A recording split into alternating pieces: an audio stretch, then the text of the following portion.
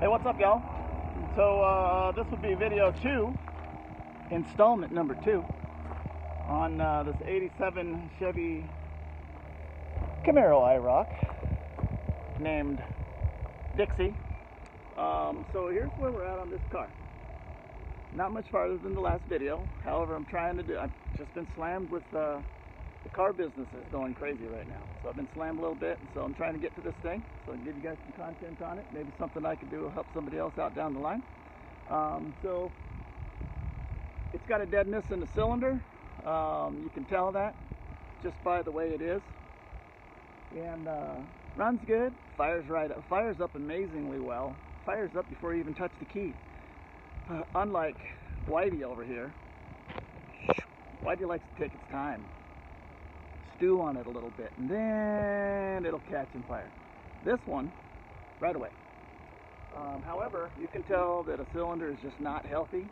So, I'm not a mechanic, but I know friends, and but I know enough. I'm an older guy. I've been around cars a long time. So this car, what we are going to do, or what I've already done behind the scenes, is take a test light, and you want to ground out the cylinders. So let me show you how that works. Hold please.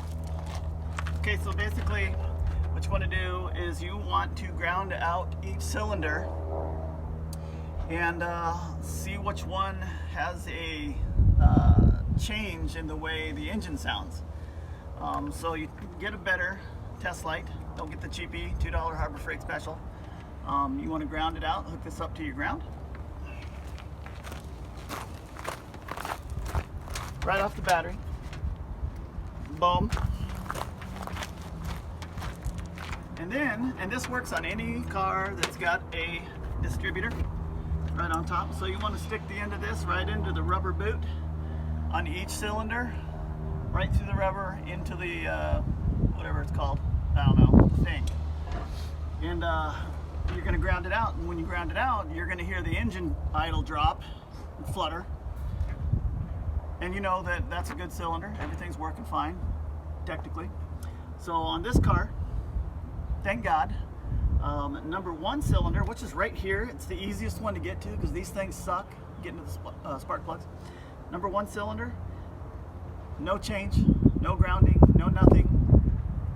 So number 1 cylinder is where my issue was. All the rest of the 7 cylinders, the idle changed on it. It dropped down and up and down and all that. So number 1 cylinder. So the next thing to do is you want to check compression on the cylinder. I believe these motors were around 150 to 170 pounds. So I am going to hook up a compression gauge to this thing on number 1 cylinder and see where it's at. If the compression is low on it, that means that the piston, technically I believe that means that the piston ring's stuck. The motor runs really good. There's no weird noises. It's solid. It doesn't smoke, so the oil ring's got to be good. So I'm going to say I think it's got 3 piston rings in it, 2 rings and an oil ring. So I'm going to say there is either A, on low compression, piston rings need to be done. However, if it's got good compression, that means I probably am going to have an injector that's clogged and no juice going through it. So hopefully that is what's wrong, because I got a whole nother set of injectors ready to go. So I've already grounded out. I know it's this, so I'm going to do the compression check next. So enjoy. Yep.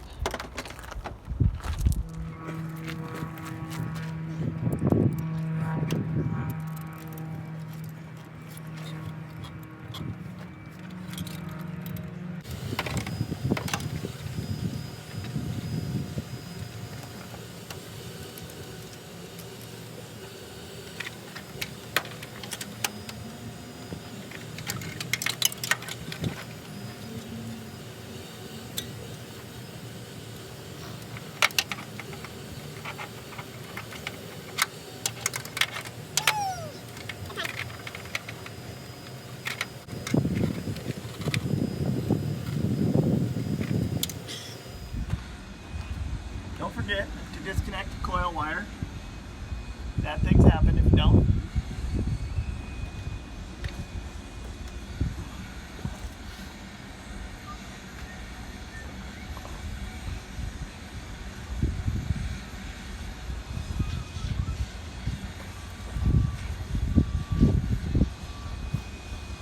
Technically, I believe you're supposed to disconnect the injector fuse because you don't want these fuel in the cylinders either.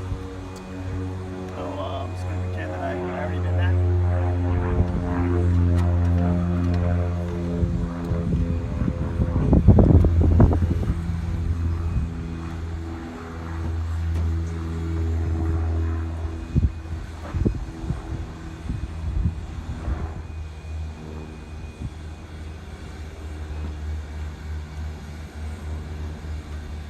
And always make sure that you brought the key.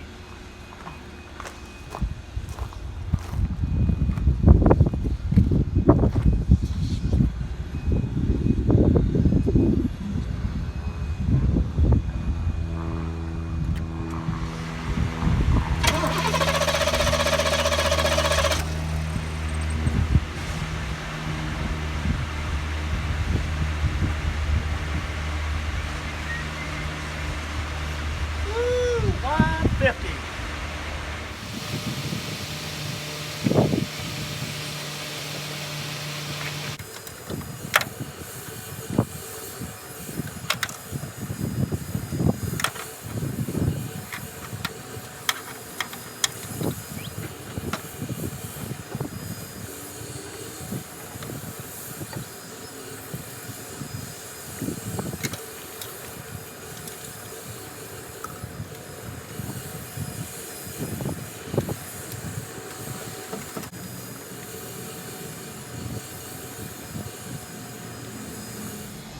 Why does it have to be so difficult? So glad I don't have headers right now.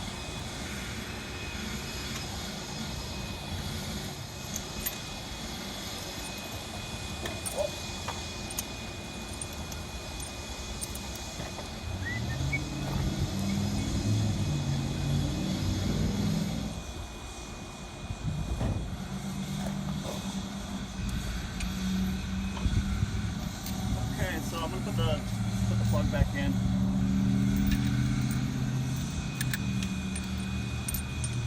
And then we'll go from there.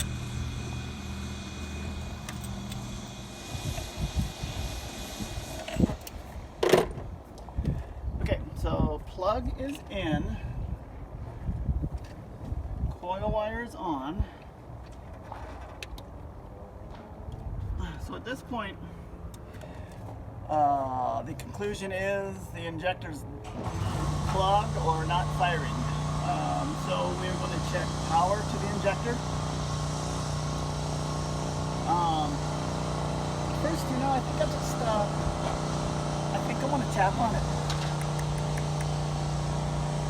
Maybe that'll do something. Maybe if there's something just barely clogging it.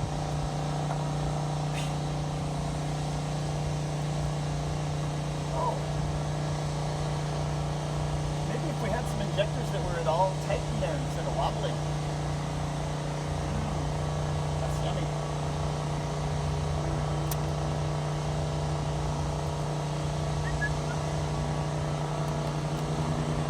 Go grab that test light hole, please.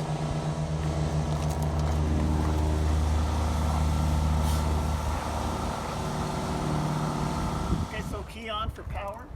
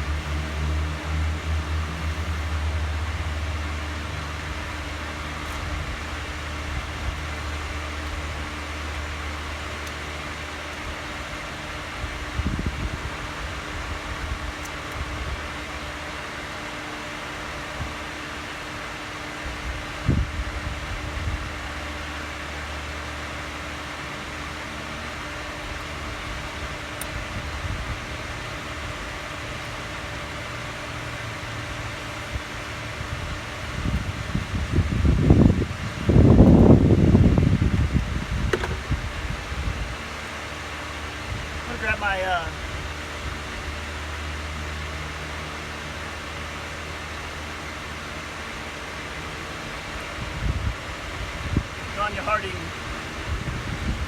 10. Just going to tap around the base on the action injector.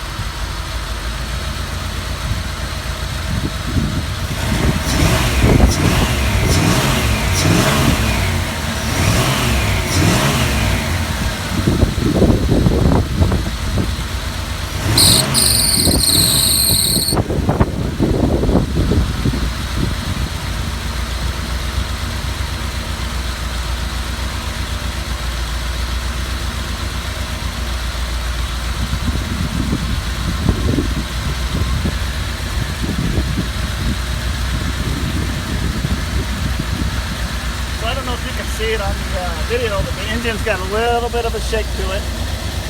Pretty sure you have to be cranking the engine over to get an injector pulse. So I got no signal for that. And I'm the only one here right now, so I don't have anybody to help me check while cranking. So it runs fine. It's got power, it's missing a little bit. So we're gonna check into it a little bit farther.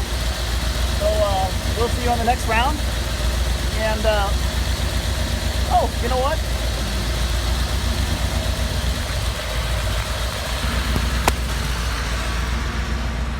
So this car,